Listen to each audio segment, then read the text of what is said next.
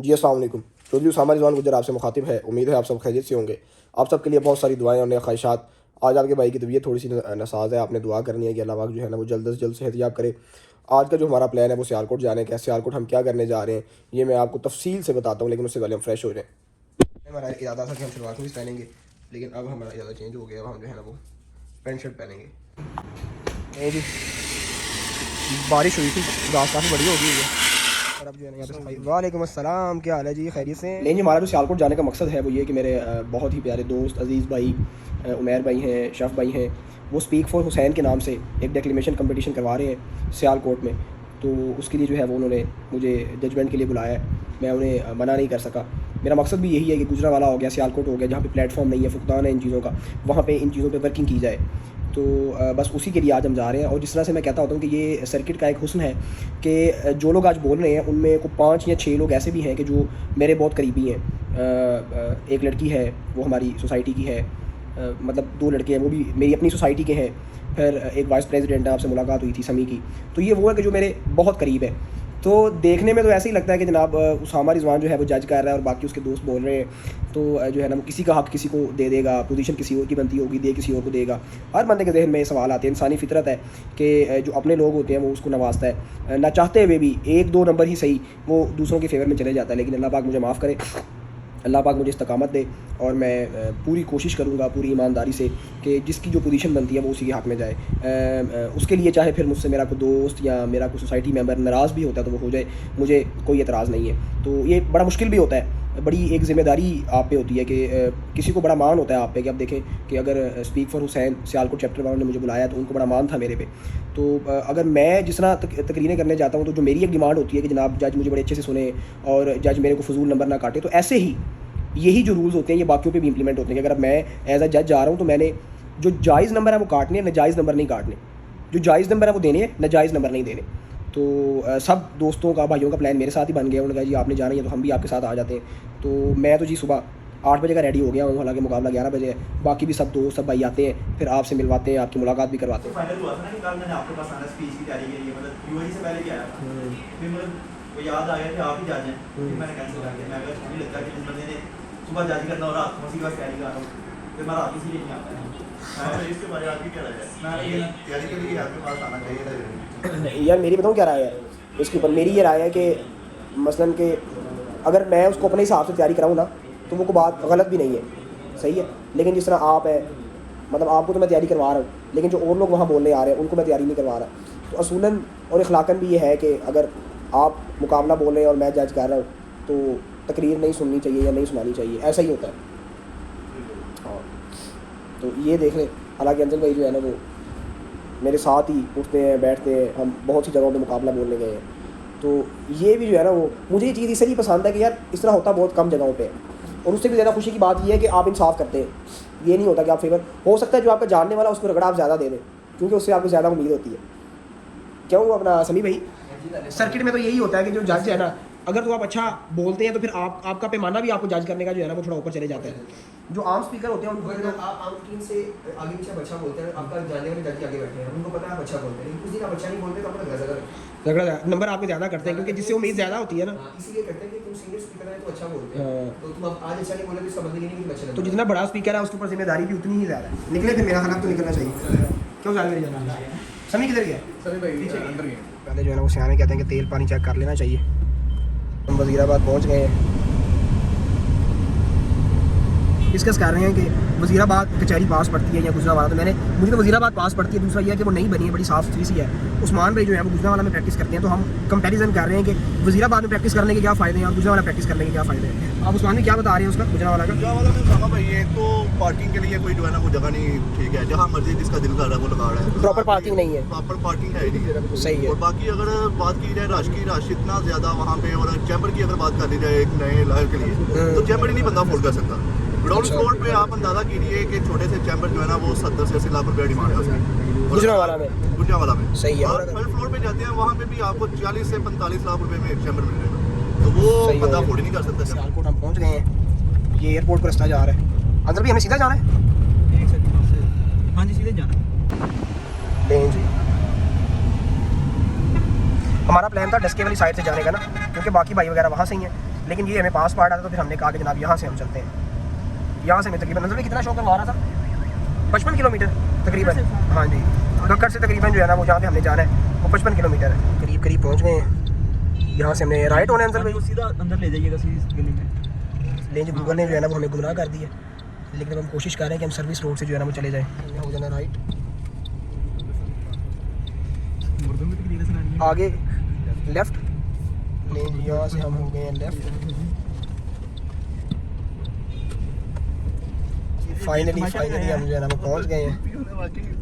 Knowledge school में जो है वो उन्होंने अरेंजमेंट किया हुआ है। हाँ, फजल सेंटर की मैं सारा पिकअप की आ गई है यार मेरी बात नहीं पता नहीं। नहीं आ गई जी अस्सलाम वालेकुम वो हम तो बोल के जा रहे हैं वापस। सर, हम ये आपके स्कूल के बाहर हैं, ये नॉलेज इनके बाहर आगे आगे। अच्छा, मैं भी गाड़ी बाहर ही लगा दें?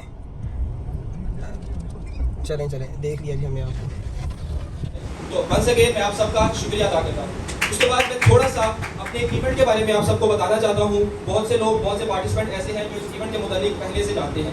जो नहीं जानते उनके लिए मैं बता दूँ कि बेसिकली स्पीक फॉर हुसैन ये जिनाह का पाकिस्तान ऑर्गेनाइजेशन का एक ऐसा सिग्नेचर इवेंट है जो हर साल मुहर्रमुल हराम से पहले या मुहर्रमुल हराम के बाद या मुहर्रमुल हराम के महीने में लाजमी मुनक्किद किया जाता है। और उसका पर्पस और एजेंडा सिर्फ एक है कि हमें इस चीज़ का सबक हासिल हो कि मुहर्रमुल हराम या जो वाक़या मुहर्रमुल हराम में हुआ है उससे हमें क्या सबक मिलता है। भरपूर तालियों में ईमान के साथ यही पूछ के अनाउंस कर रहे हैं। जजीर ने इमाम हुसैन के नदान होठों पर छुरी फेंककर बेहरूमती की और मौज़ान अशआर पर लिखा है नवासा ये बिसर किसका है जिसने करबल की ज़मीन छू के मुअल्ला कर दी, जिसने करबल की ज़मीन छू के मुअल्ला कर दी। पूछना करबो बला से ये हुनर किसका है जिसको दस्तक से भी पहले मिले हराते निजात। काश सोचे कभी दुनिया में कौन हुसैन, वो हुसैन जो बहादुर थे और ऐसे बहादुर थे जिन्होंने 3 दिन तक भूखे प्यासे रहने के बावजूद 20,000 दुश्मनों के सामने डट कर खड़े रहे। सही इसलिए नहीं कहना चाहिए कि हम पर तरह तरह के फतवे लगेंगे, क्योंकि हुसैन नहीं तो कुछ भी नहीं। क्योंकि जैसा दौर है अपनी प्रमोशन के लिए एडवर्टाइजिंग भी करते हैं, लेकिन जनाबे वाला जब इनका पाला दौर के जजीदियों के साथ बढ़ता है, आज हम पाकिस्तान को रो रहे हैं। क्यों को चैन आएगा, मुझसे कहती हैं सितारों की ये सियाह सागिर कि एक बार और जमाने में हुसैन है और दूसरी जानिब तीर चलाने वाला है। एक जानिब अमन कायम करने वाला है और दूसरी जानिब जुल्म करने वाला है। एक जिनको मेरे मुस्तफा खुद कहते हैं कि हुसैन मुझसे है और मैं हुसैन से हूँ। राह पर चलने वालों के लिए अमली नमूना है माहौल हुसैन। की हड्डियों का सुरमा निकाल के उसके फरसुदा जिस्म को किसी कूड़ादान की जीनत बना देते हैं तो कोई हुसैन सा नहीं उठाता।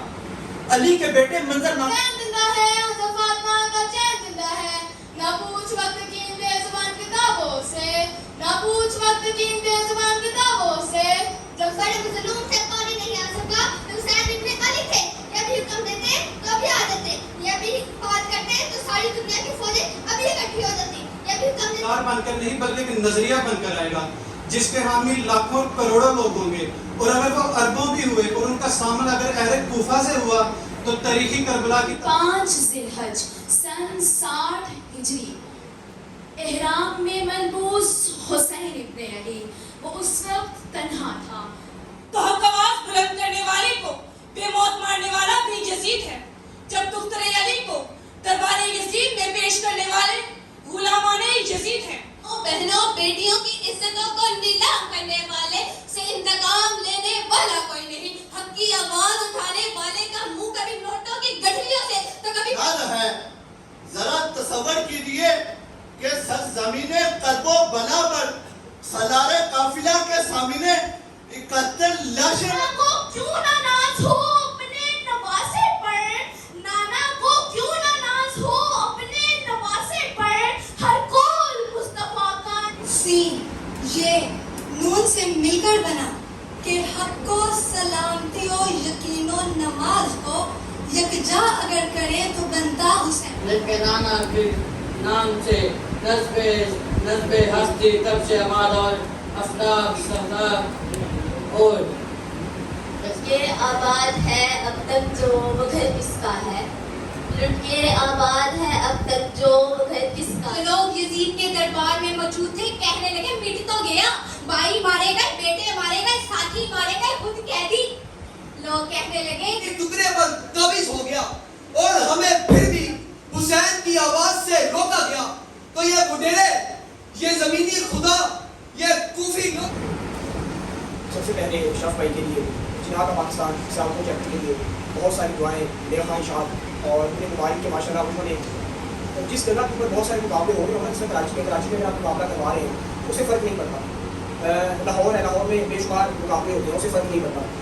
एक ऐसी जगह पे जहाँ पे मेरा ख्याल है कि वो रवायती तर्ज़ तकरीर है बड़ी देर से कि हम आज तक जो है वो 2002 के स्ट्रक्चर को फॉलो करते हैं तकरीर करते हुए, उस जगह के ऊपर डेक्लेमेशन का जो दरख्त लगाना है असल जो चीज़ होती है वो है।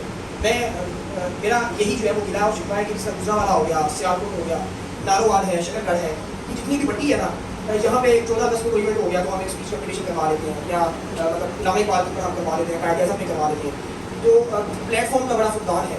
नेशनल लेवल के ऊपर हम तकारीर करते हैं तो सियालकोट से मुझे आज तक वो स्पीकर देखने को नहीं मिला जो सियालकोट की नुमाइंदगी कर रहा है। तो जब आप प्लेटफॉर्म देंगे ना तो फिर स्पीकर आएंगे। अब गुजरावाला में से स्पीकर नहीं था तो हम कहते हैं कि जनाब गुजरावाला में से कोई स्पीकर आगे नहीं आता। हमने प्लेटफॉर्म दिया आपके गाँव से, हमने गुजरावाला में बहुत वर्किंग की इसके ऊपर।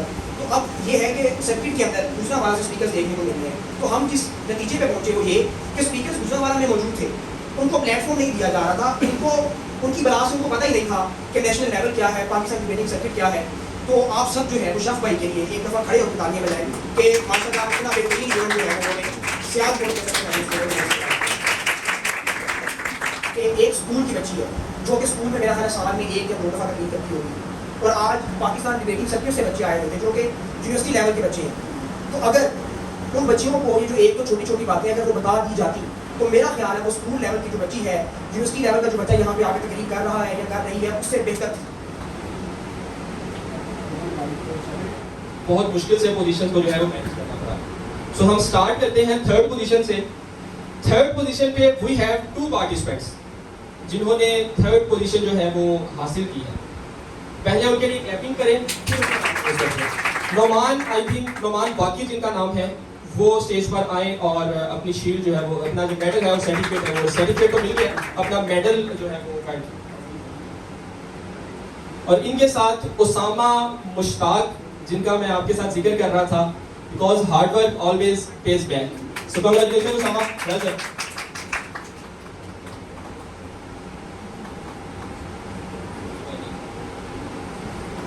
सेकंड पोजीशन पे जिस तरह जिक्र किया उसामा भाई ने कि लड़कियों ने भी कमाल किया है, सो सेकंड पोजीशन पे हमारे पास एक फीमेल है रुखसार अमीन।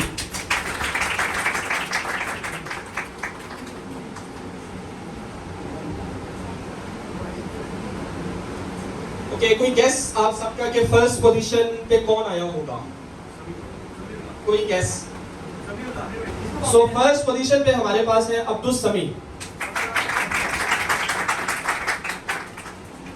अब्दुल समी की शील्ड है उर्दू कैटेगरी फर्स्ट।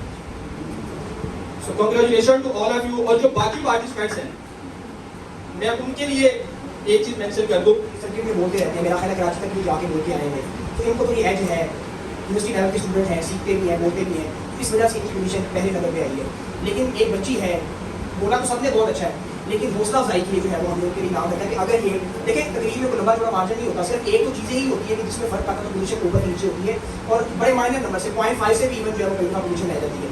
तो एक बच्ची हमारे साथ आई है, हर चीज़ बेहतरीन थी, उनका मवाद जो है ना वो बड़ा बेहतरीन था। बाकी मुझे थोड़ा सा लगा कि हम टॉपिक पे नहीं बोल रहे थे, हमने कोटे इकट्ठे किए हुए थे, वो हमने ज़बरदस्ती मौजूद में लगाने की कोशिश की है। उनका अंदाज़ बड़ा अच्छा था, बस उनको ग्राफ का नहीं पता था और कुछ जो है वो उनकी तलफ़्फ़ुज़ की जो है वो औलाद थी जिनकी वजह से वो थोड़ा पीछे रह रही है। लेकिन अगर वो सीखें तो जिस तरह के मैंने कहा है कि अगर वो नेशनल लेवल के ऊपर आती हैं तो आप यकीन करें कि जिन मुकर्रीन को जो कि GC FC से आते हैं, जो कि एक नामवर इदारे हैं, तो जिनको 8-8 साल हो गए इवन के स्पीकर जैसे भी है, तो उनको कांटे का मुकाबला दे सकती है। तो कंसलेशन प्राइज़ जो है वो शफ भाई से मुशावरत के बाद जो है वो हमने अलीना एक लड़की हैं उनको जो है वो हमने दिया। माशाल्लाह बेहतरीन कॉन्फिडेंस आई है और यकीन करें तो ये जो है ना वो बहुत अच्छा बोल सकती है। तालियां बजा दीजिए उनके लिए। कांग्रेचुलेशन अलीना। अब मैं रिक्वेस्ट करूँगा सर जुल्फ़कार से कि वो स्टेज पर आएँ और हमारे जो उर्दू के जज थे उसामा रिजवान साहब, उनको जो है वो शील्ड प्रोवाइड करें।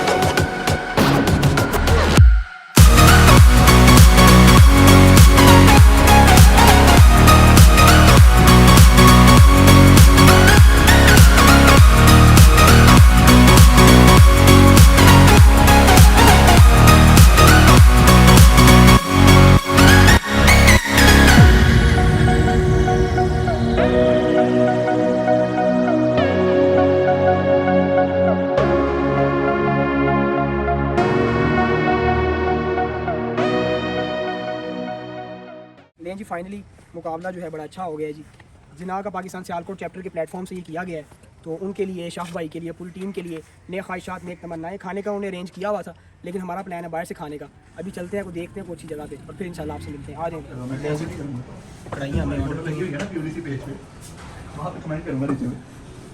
इधर नहीं भाई, इधर से सारा काम खराब हो गया। इसीलिए कहते हैं क्या चाहिए उसामा भाई, ये क्या हुआ आपको? एकदम इतनी गर्म चाय? एकदम गर्म गिरी है, और गिरी भी गलत जगह पे। तो भाई आप कैसा फील कर रहे हैं? अपनी फीलिंग शेयर करेंगे। चाय मंगवानी चाहिए थी, कुछ फील नहीं हो रहा।